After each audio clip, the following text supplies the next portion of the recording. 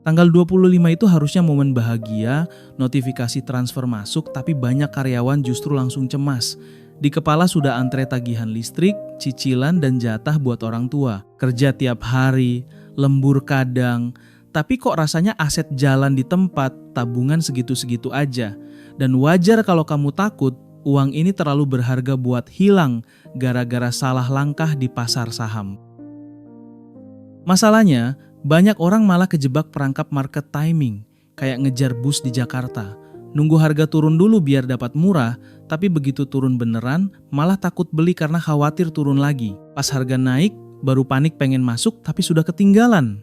Buat karyawan yang hidupnya 9 to 5, kebiasaan nebak-nebak begini itu bukan strategi, itu resep stres, overthinking, dan kerja jadi nggak fokus. Dan kalau kamu bagian dari generasi sandwich, tekanannya double. Musuh kamu bukan cuma grafik merah, tapi juga harga kebutuhan yang naik pelan-pelan, plus beban keluarga yang nggak bisa ditunda. Jadi kita nggak ngomong strategi buat orang kaya gabut yang bisa mantengin chart seharian. Ini buat pejuang gaji yang harus pinter ngatur uang sisa, biar bisa jadi benteng masa depan, bukan cuma lewat numpang lewat. Sekarang kita lurusin dulu, dollar cost averaging itu bukan sekadar rutin debit terus selesai. Banyak yang ngira DCA itu strategi orang malas, asal setor tanpa mikir. Padahal justru kebalikannya, DCA itu asuransi emosi. Ini teknik yang ngelepas kamu dari kewajiban memantau layar saham di jam kerja, jadi performa kantor aman, mental lebih waras, dan aset tetap jalan pelan tapi pasti. Di video ini, kita nggak akan berhenti di nasihat Clays. Pokoknya nabung saham. Kita bedah 5 strategi DCA yang beneran kepake buat karyawan, dari level basic yang autopilot sampai level advance yang bisa memaksimalkan THR dan bonus. Dan denger baik-baik, strategi keempat itu kunci biar asetmu nggak kalah sama inflasi gaya hidup yang suka nyolong diam-diam.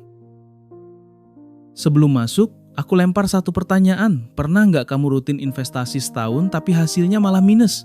Bisa jadi bukan salah pasarnya, tapi salah cara mainnya. Banyak orang disiplin, tapi disiplin di strategi yang kurang tepat. Jadi sekarang kita mulai dari strategi pertama yang paling sering diremehkan, tapi justru paling ampuh buat menyelamatkan gaji kamu. Banyak karyawan gak mulai investasi bukan karena gak mau, tapi karena ngerasa belum pantas. Mitos paling umum adalah harus punya uang besar dulu baru boleh masuk pasar. Padahal logikanya kebalik. Orang yang mulai investasi 500.000 per bulan di umur 25 punya senjata paling kuat yang nggak bisa dibeli, yaitu waktu. Dibanding orang yang nunggu mapan, nunggu 100 juta dulu baru mulai di umur 35, hasil akhirnya sering justru kalah jauh. Dalam investasi, waktu jauh lebih penting daripada nominal. Disinilah compound interest jadi sahabat terbaik karyawan bergaji tetap. Bunga berbunga itu bekerja pelan tapi konsisten seperti mesin diesel. Di awal kelihatannya nggak ada apa-apa, tapi setelah 10-15 tahun efeknya mulai brutal. Masalahnya, banyak orang nyerah sebelum mesin ini sempat panas. Mereka terlalu fokus ke hasil cepat, padahal kekayaan karyawan dibangun dari akumulasi jangka panjang, bukan dari 1-2 keputusan jenius. Sekarang kita ubah paradigma soal warna merah. Begitu buka aplikasi investasi dan lihat portofolio merah, mayoritas langsung panik. Padahal kalau kita pakai logika belanja sehari-hari, ini aneh. Kalau harga daging sapi diskon 20% di supermarket, ibu-ibu malah senang dan borong. Tapi begitu saham diskon, orang malah kabur. DCA justru bekerja paling optimal saat pasar lesu, karena dengan uang yang sama, kita dapat unit lebih banyak. Sebagai karyawan, penting sadar posisi. Kita bukan full-time trader yang bisa mantengin chart pakai 6 monitor. Kita nggak punya waktu dan jujur aja nggak punya edge di situ. Keunggulan kita ada di cash flow rutin dari gaji. Setiap bulan ada pemasukan yang bisa dikonversi jadi aset secara otomatis. Kalau kamu maksa main di arena trader, kamu bertarung di medan orang lain. Tapi dengan DCA, kamu main di kandang sendiri. Musuh terbesar investor karyawan bukan market, tapi emosi diri sendiri. Saat pasar hijau, FOMO muncul, pengen top up gede-gedean. Saat pasar jatuh, langsung pengen cut loss. Pola ini bikin orang beli mahal dan jual murah. DCA itu bukan soal pintar, tapi soal bikin sistem yang mematikan emosi. Kita sengaja jadi robot disiplin, supaya keputusan finansial nggak dikendalikan rasa takut dan serakah. Dan satu hal yang jarang dibahas, investasi yang sehat itu harusnya membosankan. Kalau tiap hari jantung deg-degan buka aplikasi, itu bukan investasi, itu judi. Strategi DCA dirancang supaya hidup kamu tenang, tidur nyenyak, dan fokus di kerjaan utama. Karena karier yang stabil dan performa kerja yang naik, ujung-ujungnya justru memperbesar gaji, sumber bahan bakar utama investasi kamu. Sekarang, teori sudah cukup, kita masuk ke strategi pertama. Strategi pertama ini kelihatannya paling sederhana, tapi justru paling menentukan payday autopilot. Begitu gaji masuk, di hari yang sama atau maksimal besoknya, langsung investasikan nominal yang sudah ditentukan. Perlakukan investasi seperti tagihan wajib, setara listrik atau cicilan, bukan sisa uang. Cara paling aman adalah pakai fitur auto debit di aplikasi sekuritas atau reksadana. Karena jujur saja, tekad manusia itu lemah. Begitu uang ngendap 2 hari di rekening, godaan checkout e-commerce datang tanpa undangan. Coba ubah sudut pandang. Saat auto debit itu jalan di tanggal gajian, sebenarnya kamu sedang membayar diri kamu sendiri di masa depan. Kamu sedang menggaji versi kamu umur 50 atau 60 tahun sebelum menggaji pemilik kafe, mall, atau diskon flash sale. Ini bukan soal kaya cepat, ini soal tanggung jawab ke diri sendiri. Banyak orang sayang keluarga, tapi lupa menyayangi dirinya di masa depan. Dan DCA di hari gajian adalah bentuk self-love paling konkret dalam finansial. Strategi ini tentu tidak sempurna, dan kita harus jujur. Kekurangannya, bisa saja kamu beli di harga pucuk bulan itu. Tapi untuk investor jangka panjang 5-10 tahun, perbedaan harga harian atau mingguan itu hampir tidak signifikan dibanding jumlah unit yang terkumpul.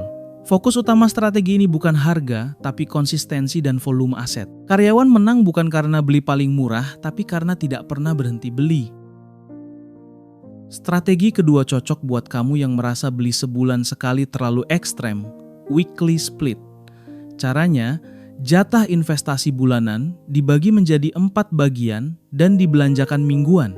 Misalnya budget 2 juta per bulan, dibeli 500.000 setiap hari Jumat. Strategi ini terasa lebih nyaman secara psikologis, terutama untuk aset yang volatil. Kamu tidak menaruh semua peluru di satu waktu, tapi menyebarkannya sepanjang bulan. Logika di baliknya disebut smoothing volatilitas. Harga pasar dalam sebulan jarang bergerak lurus, kadang naik, kadang turun tajam.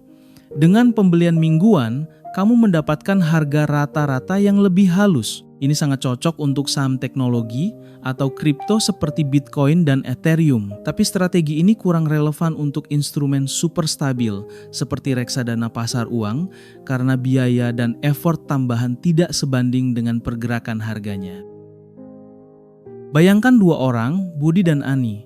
Budi langsung beli 2 juta di awal bulan, pas harga sedang tinggi. Ani mencicil 4 kali. Di minggu ketiga, pasar tiba-tiba turun tajam, dan Ani justru dapat unit lebih banyak di harga murah. Di akhir bulan, meski total uang sama, harga rata-rata Ani lebih rendah. Inilah opsi buat karyawan yang mau sedikit lebih taktis, tapi tetap disiplin. Fondasi sudah siap, sekarang kita naik level. Setelah fondasi kuat, kita naik ke strategi lanjutan, hybrid by the dip. Ini favorit investor karyawan yang sudah matang secara mental. Polanya sederhana, tetap DCA rutin seperti biasa, tapi tidak 100%. Sisihkan sekitar 20% dalam bentuk cash atau reksadana pasar uang. Tujuannya bukan menunggu sempurna, tapi menyiapkan amunisi. Jadi kita tetap disiplin masuk pasar sambil punya ruang manuver saat peluang besar muncul. Peluru cadangan ini dipakai saat pasar benar-benar koreksi. Misalnya IHSG turun lebih dari 5% atau merah berturut-turut beberapa hari. Di momen seperti ini, banyak orang justru freeze, takut ambil keputusan. Disinilah investor yang siap cash punya keberanian lebih. Ingat, cash bukan sampah. Cash adalah amunisi. Saat orang lain panik, kamu justru bisa menurunkan harga rata-rata portofolio lebih cepat. Sekarang kita masuk ke strategi paling penting buat karyawan jangka panjang, Progressive DCA. Banyak orang rajin investasi, tapi nominalnya nggak pernah naik. Gaji naik, tapi DCA tetap 1 juta selama 5 tahun. Ini kesalahan klasik. Dalam dunia gym ada istilah progressive overload. Otot nggak akan tumbuh kalau bebannya sama terus. Kekayaan juga begitu. Kalau nominal investasi stagnan, asetmu kalah cepat sama inflasi gaya hidup. Aturan praktisnya simple dan realistis. Setiap kali kamu dapat kenaikan gaji, entah karena promosi atau penyesuaian tahunan, ambil minimal 50% dari kenaikan itu untuk menambah DCA bulanan. Sisanya silakan dinikmati untuk hidup lebih nyaman. Dengan cara ini, kamu tetap naik kelas secara lifestyle, tapi masa depan juga ikut naik kelas. Ini cara dewasa menikmati hasil kerja tanpa mengorbankan tujuan jangka panjang. Tapi dengar baik-baik, semua strategi ini akan gagal total kalau aset yang kamu beli adalah aset sampah. DCA ke saham gorengan atau koin micin yang fundamentalnya busuk bukan investasi, itu menyicil kemiskinan. Harga bisa turun terus tanpa pernah pulih. DCA hanya masuk akal untuk aset berkualitas seperti saham blue chip, indeks, atau instrumen dengan fundamental jelas. Disiplin tanpa arah tetap berbahaya. 4 strategi ini semua bertumpu pada gaji bulanan, tapi karyawan Indonesia punya satu privilege unik yang datang setahun sekali dan sering dihabiskan tanpa bekas, THR atau bonus. Di strategi berikutnya, kita akan bahas cara menggunakan uang kaget ini sebagai turbo booster portofolio. Kalau dipakai benar, masa pensiun bisa maju bertahun-tahun. Jangan kemana-mana. Strategi kelima ini sering jadi pembeda antara investor yang jalan di tempat dan yang lompat jauh, windfall allocator. Kita bicara soal THR atau bonus tahunan. Mayoritas orang menganggap ini uang kaget, jadi sah saja kalau dihabiskan. Padahal, justru karena sifatnya ekstra, uang ini punya potensi besar kalau dialokasikan dengan benar. Aturan mainnya tegas, sisihkan minimal 50-70% THR untuk investasi jangka panjang, masuk sekali, lump sum. Ini turbo boost buat portofolio DCA yang biasanya bergerak pelan. Secara psikologis, THR sering diremehkan. Karena bukan bagian dari gaji rutin, otak kita menganggapnya uang gratis. Padahal, satu kali suntikan THR ke saham blue chip saat pasar lesu bisa setara dengan hasil DCA selama setahun penuh. Memang berat menahan diri saat momen lebaran penuh godaan. Tapi puasa belanja sebentar hari ini bisa berarti panen raya di masa tua nanti. Ini bukan pelit, ini prioritas. Sekarang siapkan mental untuk fase paling membosankan dalam investasi, fase datar. Ada masa di mana kamu rutin DCA, tapi pasar sideways 2 tahun nggak naik-naik. Disinilah banyak orang gugur. Mereka bosan, ragu, lalu berhenti tepat sebelum siklus berubah. Padahal fase ini adalah ladang akumulasi terbaik. Saat harga diam, kamu mengumpulkan unit secara konsisten, menyiapkan posisi sebelum bull run datang tanpa permisi. Pertanyaan besar berikutnya, kapan harus berhenti DCA atau kapan jual? Jawabannya bukan di grafik, tapi di tujuan hidup. DCA itu strategi masuk. Strategi keluar ditentukan oleh tujuan keuangan. Kalau uang itu akan dipakai 2 tahun lagi, misalnya untuk DP rumah atau biaya sekolah, stop DCA ke saham. Amankan hasilnya ke instrumen yang lebih stabil. Jangan berjudi dengan uang yang punya tanggal pakai. Selain itu, ada satu kebiasaan pro yang sering diabaikan, rebalancing tahunan. Setahun sekali, cek portofolio. Kalau saham porsinya sudah terlalu besar karena naik kencang, ambil sedikit untungnya dan pindahkan ke aset lain yang tertinggal, seperti emas atau obligasi. Ini bukan meramal pasar, tapi menjaga risiko tetap waras. Rebalancing memaksa kita jual mahal dan beli murah secara disiplin. Semua terdengar rapi di atas kertas. Strateginya jelas, alatnya ada di HP.